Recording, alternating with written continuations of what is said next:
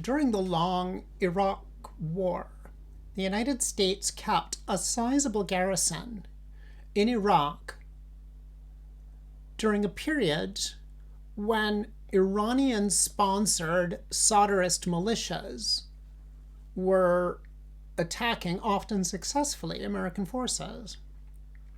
In effect, during that period, the United States leaned into Iraq, towards Iran, and put its face where the Iranian sponsored militias could punch it.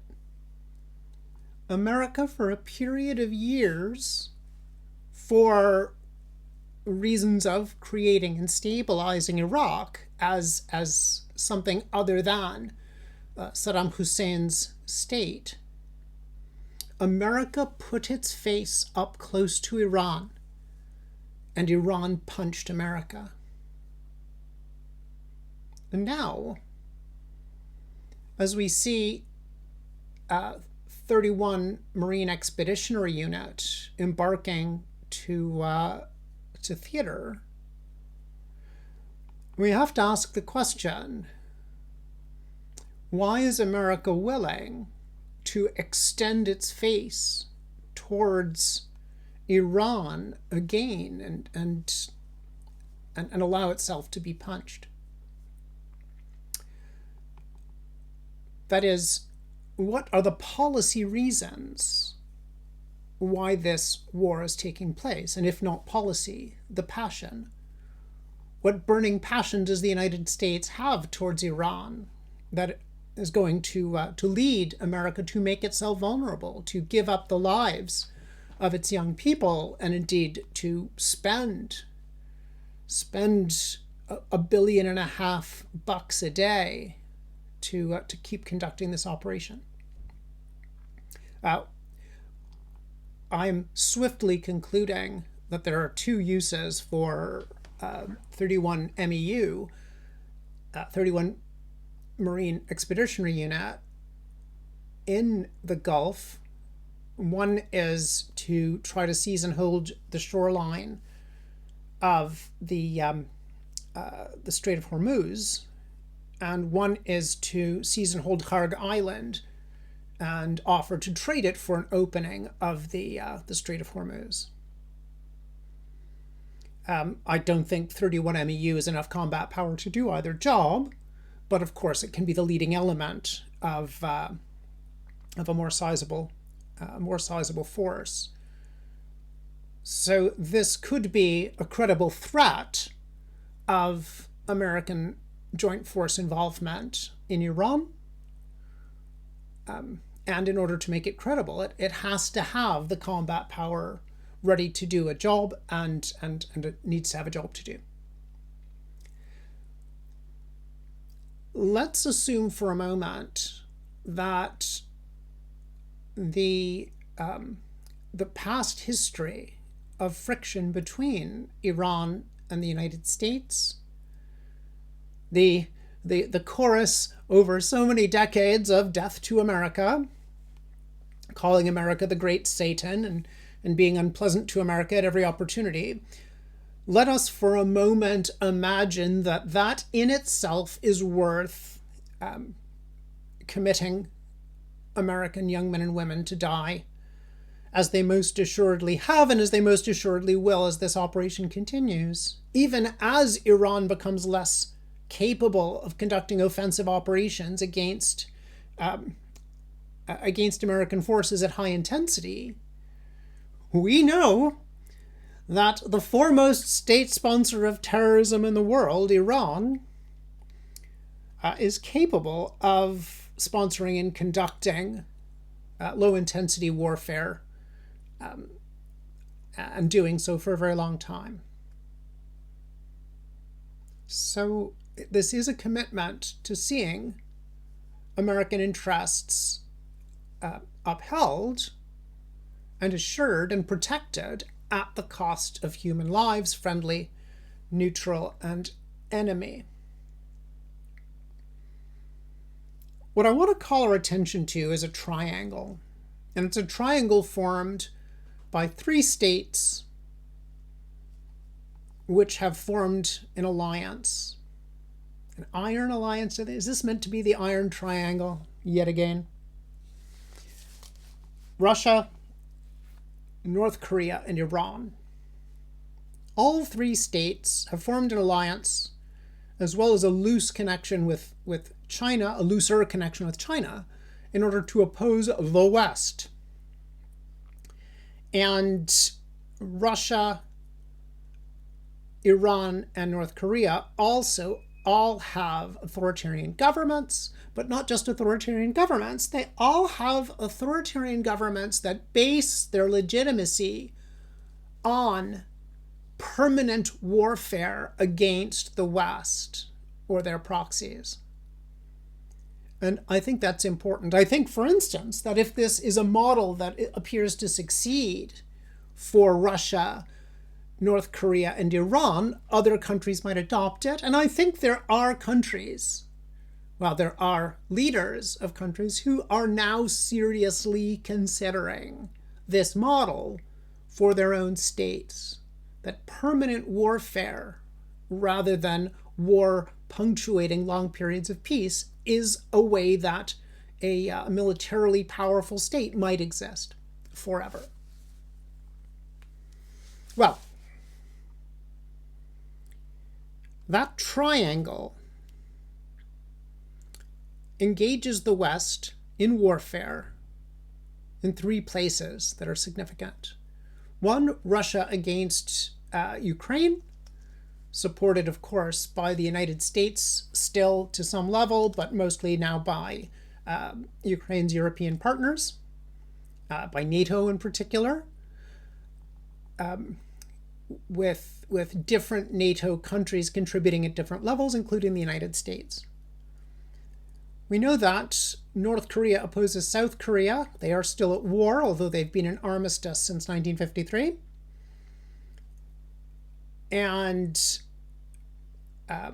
one of America's longest standing treaty obligations, almost as old as the NATO treaty, is to South Korea, and through South Korea to Japan and other Asian partners. And the United States has a loose a loose alliance with Israel, not supported by treaty, but supported by a number of military agreements and by American legislation, which makes Israel, like South Korea, a major non-NATO ally of the United States. That's largely a category to do with technology exchange as opposed to military obligation. What we've seen in and around Iran has been a remarkable American commitment to go to war alongside Israel and to commit comparable levels of combat power to Israeli combat power to oppose Iran. Iran's victory objectives, victory conditions, are for its regime to continue being the core of Twelver Shia Islam, and to be effectively the state that prepares for the future success, apocalyptic success of Twelver Shia Islam. So just continuing is victory for Iran. And of course, the ethos of Iran as a state is built on the idea that it does continue in spite of the vigorous opposition it experiences from the great Satan, the United States, and the little Satan, Israel. So really, this war is a vindication of everything the Iranian Ayatollahs have been saying. And I'm sure the Israeli response would be to say, yes, vindicate away. Meanwhile, we've destroyed your ability to attack Israel. And that appears to have been Israel's victory conditions, to destroy for a period of years, maybe a decade, maybe more, Iran's capability to conduct offensive operations against Israel, particularly Iran's capability to conduct nuclear warfare against Israel. And what about the United States? The United States has been vague about its aims. It has said that it seeks regime change, although it has not resourced the operation in order to achieve that. More recently, as regime change seems less likely, the United States has said that its aim is to, like Israel, impair, degrade Iran's ability for offensive operations against its neighbors, the Gulf states and Israel, for, I suppose might be called the foreseeable future, the president said, for 10 years. The problem is that 10 years of ungoverned Iran, or 10 years of crippled Iran, well, is that worth the lives of American service people? Is it worth $1.5 billion a day to pay for the operation? Is it worth abandoning the American strategic commitment only a few months ago to hemispheric affairs, to defending the Western Hemisphere, consolidating in and defending the Western Hemisphere, and putting, as the slogan said, America first. But there is a strategic effect of this that is far more significant, I would suggest, than vitiating the American national security strategy and national defense strategies published only months, really weeks ago. That triangle of authoritarian anti-Western states, Russia, Iran, and North Korea, with their loose connection to China, was being confronted by America in South Korea, by NATO, including America, in Europe, and by Israel, and to some extent, America and regional partners in the Gulf region. By starting a high-intensity conflict with Israel against Iran, but by not having clear American strategic aims that are going to focus the operations, not going to give them clear goals, not going to enable the operation to know when it has achieved its goals. By creating, in effect, an unlimited air warfare commitment, an open-ended, I should say, air warfare commitment to operations in Iran, the United States has dislocated its other commitments against those three states. A year ago, the United States announced and began scaling back its commitment to Ukraine. And although intelligence cooperation is still carrying on, there are other areas in which the United States is supporting Ukraine, and of course, American manufactured weapons paid for by other NATO states are making their way to Ukraine. But the United States scaled back on that in that theater. Also, the United States has, in the last few days, been stripping in particular air defense capacity out of South Korea in order to support air defense of operations in the Gulf. So what we're seeing is a dislocation of the United States over a period of a year from confronting Russia in Ukraine to confronting Iran in the Gulf, and from confronting North Korea along the DMZ to confronting Iran in the Gulf. Korean media, certainly European media, have been asking the question, can we rely on the United States as a partner in collective defense? And I think the answer is fairly clear. No, that the US doesn't do that anymore.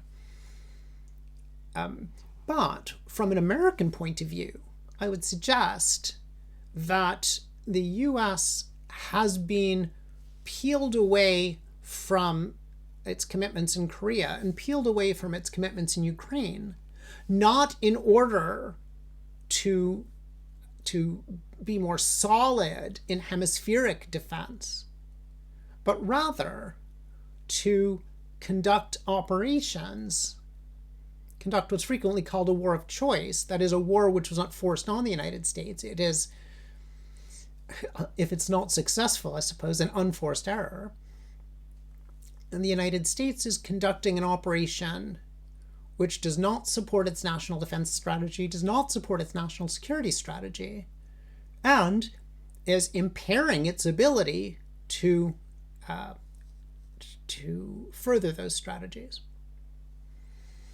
So, my assessment as 31 MEU carries on towards Iran and perhaps begins a period in which the United States is once again putting its face in front of Iran and allowing itself to be punched. That if we view the current war as part of what I've been calling World War 3.0 for more than a year, if this is not the world war we expected, but the world war we've got, and the United States is allowing itself to be pulled into one theater of this war and away from the other two, we might see a failure of American national security and defense policy that will affect America's economy, America's standing in the world for what that's worth, but America's ability to exercise the kind of freedom of action it has become accustomed to on a global scale. It used to be that when the Soviet Union went to pieces and people talked about the unipolar moment when America alone could dominate the world, at least temporarily, it was difficult to imagine how the unipolar moment would end. The rise of China in the last 30 years was more or less predictable, predicted by many, but the idea that the United States might choose to go to war with unclear goals in Iran, and that might result in the United States abandoning commitments in Europe and in East Asia, particularly to South Korea and Japan. I don't think anybody imagined that.